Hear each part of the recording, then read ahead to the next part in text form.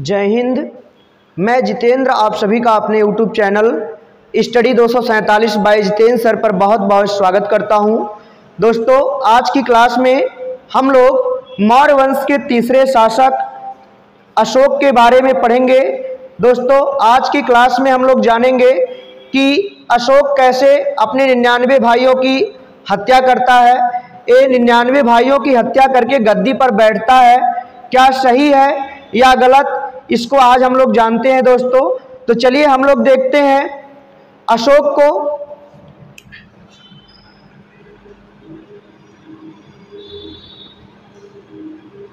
अशोक, दोस्तों, अशोक के पिता का नाम बिंदुसार था। पिता का नाम बिंदुसार था। दिव्यावदान के अनुसार दोस्तों अशोक के माता का नाम शुभदांगी था। दिव्यावदान के अनुसार अशोक के माता का नाम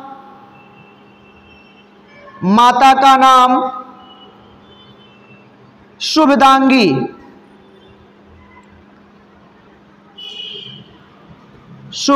था।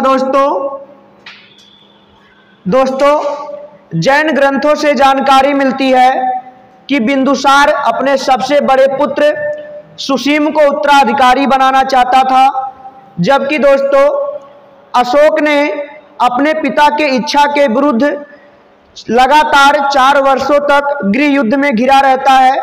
373 ईसा पूर्व में बिंदुसार की मृत्यु हो जाती है और 373 ईसा पूर्व से लेकर 4 वर्षों तक 269 ईसा पूर्व तक उत्तराधिकार का युद्ध होता है। दोस्तों, अशोक उत्तराधिकार के युद्ध में घिरा रहता है, तो इसका टाइमिंग है दोस्तों 269 ईसा पूर्व से लेकर 232 ईसा पूर्व। दोस्तों, 4 वर्षों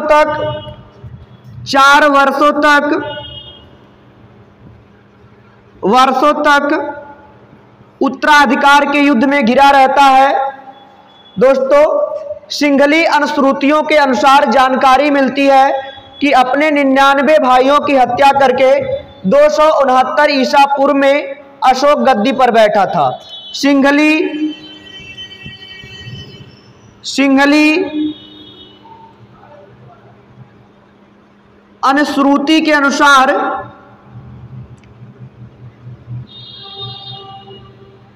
अशोक अपने 99 भाइयों की हत्या करके गद्दी पर बैठा था। 99 भाइयों की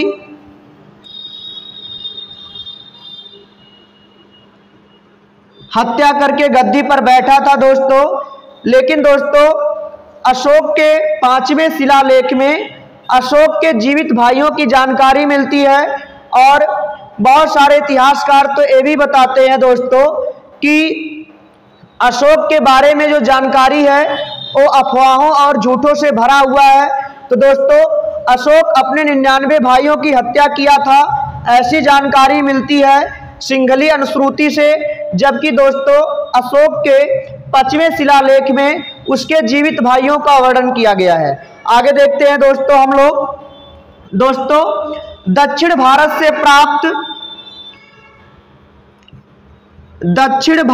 प्राप्त मास्की और गुर्जरा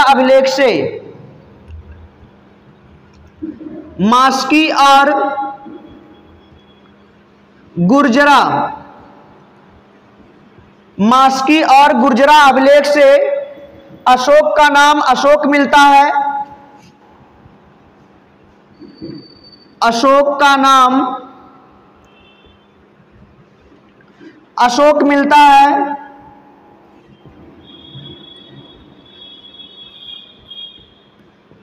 जबकि दोस्तों पुराणों में अशोक को अशोकवर्धन कहा गया है। पुराणों में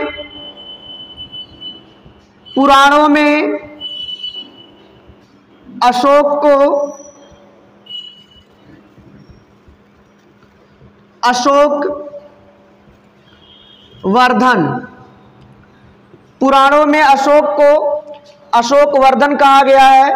दोस्तों, कल्हड़ के द्वारा लिखी गई पुस्तक राजतरंगिणी से जानकारी मिलती है कि अशोक पहले भगवान शिव का उपासक था, शैव धर्म का अनुयायी था दोस्तों, और इसने झेलम या बितस्ता नदी के तट पर श्रीनगर शहर को बसाया था। दोस्तों, कल्हड़ के द्वारा लिखी गई पुस्तक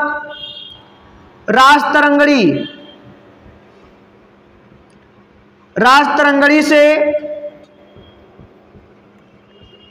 जानकारी मिलती है कि अशोक भगवान शिव का उपासक था। भगवान शिव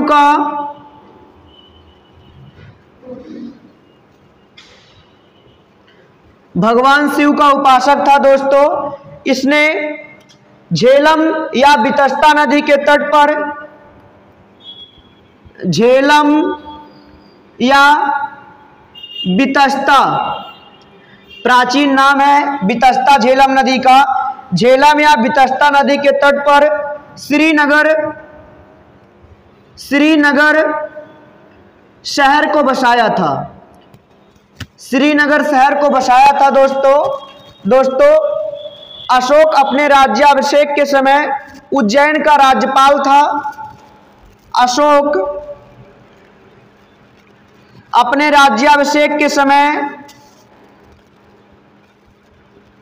राज्याभिषेक के समय उज्जैन या अवंती का राज्यपाल था। उज्जैन या अवंती का राज्यपाल था दोस्तों, अशोक के द्वारा कुल 14 शिलालेख लिखवाए गए थे और अशोक के द्वारा कुल 7 स्तंभ लेख लिखवाए गए हैं दोस्तों। अशोक का जो शिलालेख है दोस्तों, वो अफगानिस्तान से मिला है, पाकिस्तान से मिला है और भारत से मिला है। दोस्तों, जो स्तंभ लेख है वो सिर्फ भारत से ही मिला है। स्तंभ लेख और शिलालेख में अंतर यही होता है, शिलालेखों को पहाड़ों और पर्वत और चट्टानों को कटवाकर लिखवाया जाता है, उसको ट्रांसफर नहीं किया जा सकता है, जबकि स्तंभ लेख को, अभिलेख को दोस्तों ट्रांसफर किया जा सकता है। तो शिलालेख उसके अशोक के 14 हैं, अशोक के स्तंभ लेखों की संख्या दोस्तों 7 है। अशोक के स्तंभ लेख में दोस्तों अशोक के एक ही पत्नी का नाम मिलता है, उसका नाम है दोस्तों कारुवाकी। अशोक के स्तंभ लेख में उसके एक ही पत्नी की जानकारी मिलती है दोस्तों, कारुवाकी का जानकारी मिलता है दोस्तों। जो अशोक के शिलालेख हैं वो अलग अलग लिपि में लिखवाए गए हैं दोस्तों। जैसे दोस्तों अफगानिस्तान से ग्रीक और अरमाइक लिपि के शिलालेख प्राप्त हुए हैं, पाकिस्तान से दोस्तों खरोष्टी लिपि के शिलालेख प्राप्त हुए हैं, भारत से दोस्तों ब्राह्मी लिपि के शिलालेख प्राप्त हुए हैं। जबकि दोस्तों जो स्तंभ लेख है अशोक के, स्तंभ लेखों की संख्या 7 है, भारत से ही मिले हुए हैं। 7 स्तंभ लेख दोस्तों ब्राह्मी लिपि में लिखवाया गया है। आगे देखते हैं हम लोग।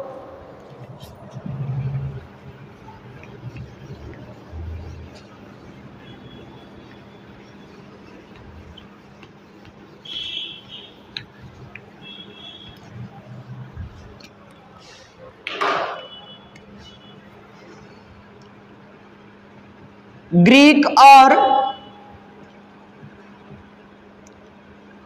अरमाइक लिपि का शिलालेख, ग्रीक और अरमाइक लिपि का शिलालेख दोस्तों अफगानिस्तान से मिला है। अफगानिस्तान से मिला है। दोस्तों, खरोष्ठी लिपि का शिलालेख, खरोष्ठी लिपि का शिलालेख पाकिस्तान से मिला है, पाकिस्तान से मिला है। दोस्तों, ब्राह्मी लिपि का शिलालेख, ब्राह्मी लिपि का शिलालेख, ब्राह्मी लिपि का शिलालेख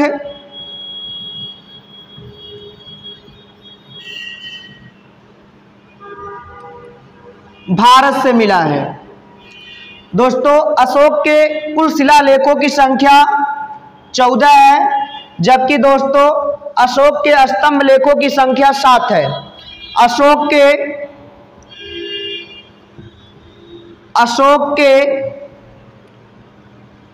स्तंभ लेखों की संख्या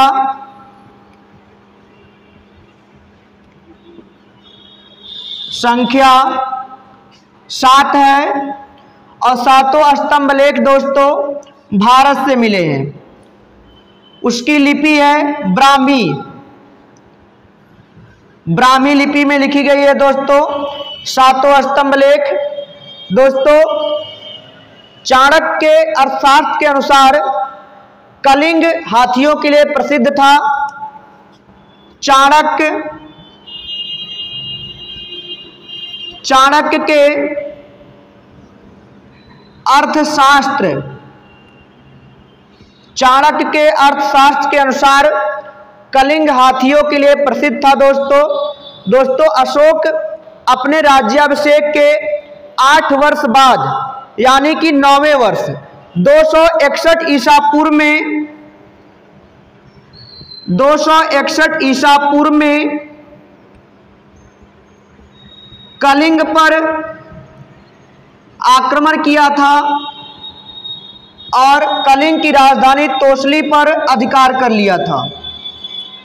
कलिंग की राजधानी तोसली पर अधिकार कर लिया था। दोस्तों, 261 ईसा पूर्व में कलिंग पर आक्रमण करके कलिंग की राजधानी तोसली पर अधिकार कर लिया था। दोस्तों, कलिंग आक्रमण के दौरान अशोक ने लगभग 1 लाख लोगों की हत्या कर दिया था और 1.5 लाख लोगों को घायल कर दिया था। 1 लाख लोगों की हत्या कर दिया था और लगभग दोस्तों 1.5 लाख लोगों को घायल कर दिया था। उसके बाद दोस्तों जब अशोक कलिंग से मगध की तरफ लौट रहा था तो दोस्तों उसको सिर्फ रास्ते में रोने की आवाज सुनाई दे रही थी। किसी बच्चे के पिता की मृत्यु हो गई थी, बहुत सारी महिलाएं दोस्तों विधवा हो गई थी। तो दोस्तों उसका हृदय बहुत द्रवित हो गया। उसके बाद दोस्तों उसने युद्ध को त्याग दिया और उपगुप्त नामक बौद्ध भिक्षु से बौद्ध धर्म को अपना लिया था। उपगुप्त नामक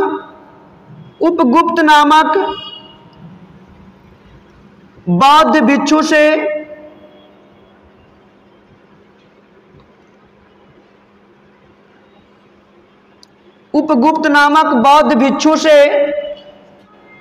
बौद्ध धर्म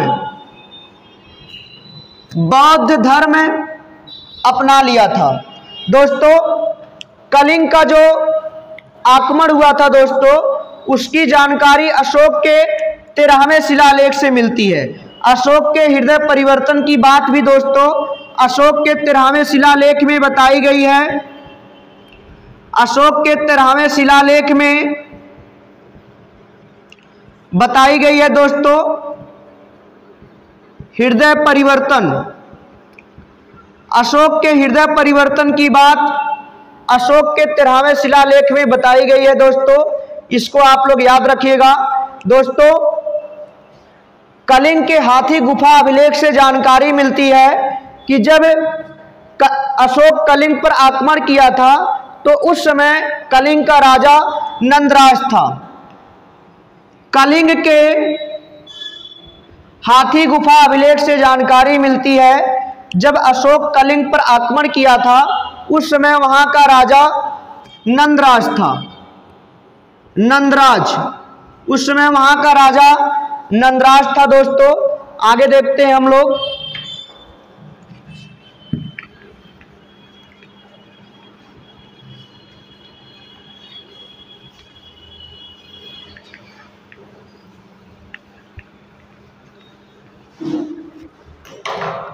अशोक दोस्तों अपने राज्याभिषेक के 10वें वर्ष बौद्ध गया की यात्रा किया था और दोस्तों अपने राज्याभिषेक के 20वें वर्ष दोस्तों वो लुम्बिनी की यात्रा किया था। और लुम्बिनी में जो रुम्मी देई अभिलेख है दोस्तों, उसमें अशोक के द्वारा राजस्व कर को घटाने की बात कही गई है। तो दोस्तों अपने राज्याभिषेक के 10वें वर्ष वो बौद्ध गया की यात्रा किया था। अशोक अपने राज्याभिषेक के 10वें वर्ष बौद्ध गया की यात्रा किया था। बौद्ध गया की यात्रा किया था। 20वें वर्ष दोस्तों, 20वें वर्ष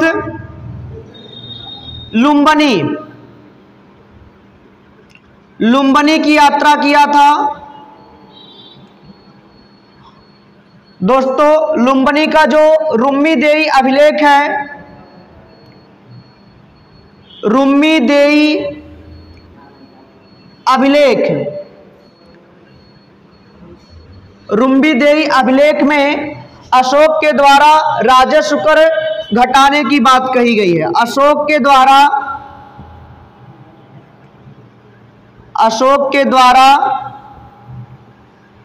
राजस्व कर घटाने की जानकारी मिलती है। अशोक दोस्तों बिहार में बराबर की पहाड़ियों को कटवाकर आजीवक संप्रदाय के अनुयायियों को रहने के लिए 4 गुफाओं का निर्माण कराया था। बराबर की पहाड़ी को कटवाकर 4 गुफाओं का निर्माण कराया था आजीवक संप्रदाय के अनुयायियों को रहने के लिए। पहला है दोस्तों, पहला गुफा था कर्ज, दूसरा गुफा था दोस्तों चौपार, तीसरा गुफा था दोस्तों सुदामा, चौथा गुफा था दोस्तों विश्व की झोपड़ी, चौथा गुफा था दोस्तों विश्व की झोपड़ी। दोस्तों अशोक का जब हृदय परिवर्तन हुआ था तो दोस्तों अशोक बौद्ध धर्म का अनुयायी बन गया था और दोस्तों बौद्ध धर्म का प्रचार करने के लिए अपने पुत्र महेंद्र और संघमित्रा को श्रीलंका भेजा था। बौद्ध धर्म का प्रचार करने के लिए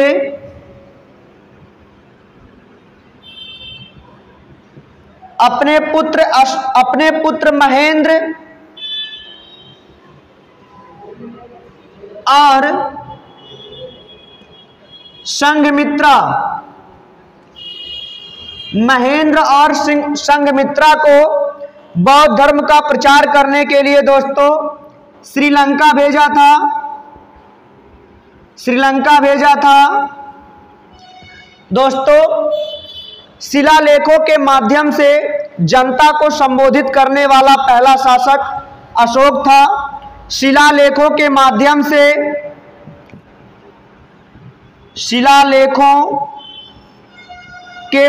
से जनता को संबोधित करने वाला पहला शासक जनता को संबोधित करने वाला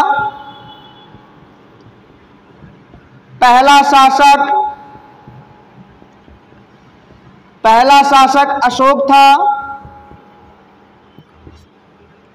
दोस्तों, अशोक के 14 शिलालेख हैं और अशोक के 7 स्तंभ लेख हैं। उसको हम लोग दोस्तों दूसरे पार्ट में देखेंगे।